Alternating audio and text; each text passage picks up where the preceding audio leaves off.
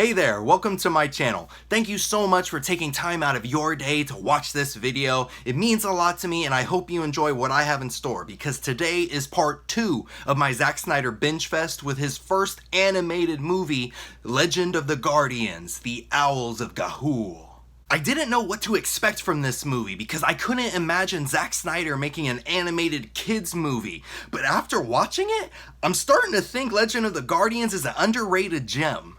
We follow a young owl named Soren and his brother who is kidnapped by an evil group of owls called the Pure Ones, and when Soren escapes, he seeks out a mythical group of heroes called the Guardians to join him and rescue his brother and save the world.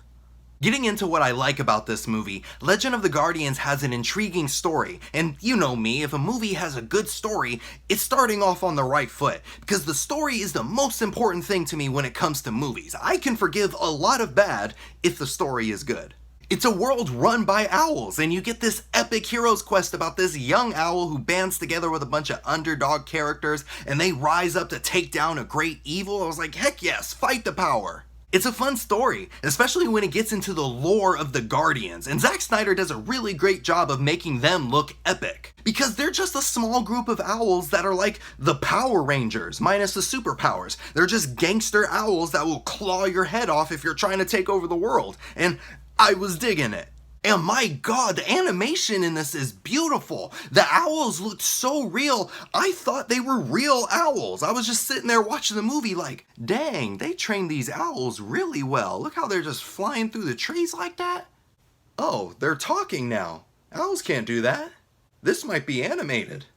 It took me a couple minutes to realize that. But the owls aren't the only pretty thing in this movie. The world that they live in is breathtaking to look at, and each area within that world seems to have a life of its own. My favorite place was the home of the villain, Metalbeak, mainly because there was so much smoke everywhere that was covering the sky, and it made the sun red, and it gave the whole area this reddish glow to make it look like, oh, definitely a supervillain lives here. It was very threatening to look at, but gosh darn, it was pretty too.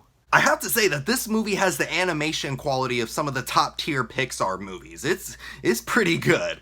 I'd say the best thing about this movie was the fight scenes, which I didn't know how they would pull off with owls, but what they came up with was really creative and it looked cool. The owls would have these Freddy Krueger-like sword claws and these epic helmets, and they just fly through the air doing flips and dives, or dang near doing kung fu in the sky. It was crazy. I know this movie's PG, but it was heavily implied that some owls got cut up. Like, there was definitely several decapitations that happened off screen, making this movie surprisingly violent for a kid's movie, but it had me bouncing in my seat. It was making it so much fun.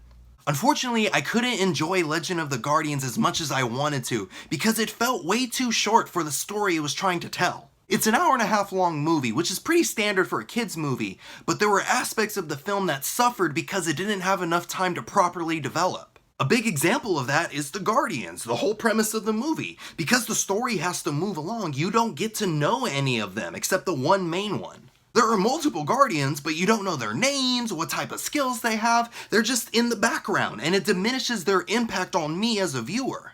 If this movie was 2 hours though, I think the story would have been more fleshed out, and that would lead to the Guardians getting the right amount of attention that would make me care more about them. With that being said, Legend of the Guardians is a surprisingly good time. It's not the greatest movie I've ever seen, but it held my attention, it kept me entertained, and I wouldn't be upset if they made a sequel. Animated movies might be a good place for Zack Snyder to reside, because this turned out really well with his style of directing. Legend of the Guardians, The Owls of Gahoole is a fun ride that leaves you excited for more. Like a roller coaster. So Legend of the Guardians, The Owls of Gahoole. Did you see it? What'd you think about it? Let me know down in the comments below. And if you missed part 1 of my Zack Snyder binge fest, or you want to see other reviews that I do, click right here. Now hit the theme music.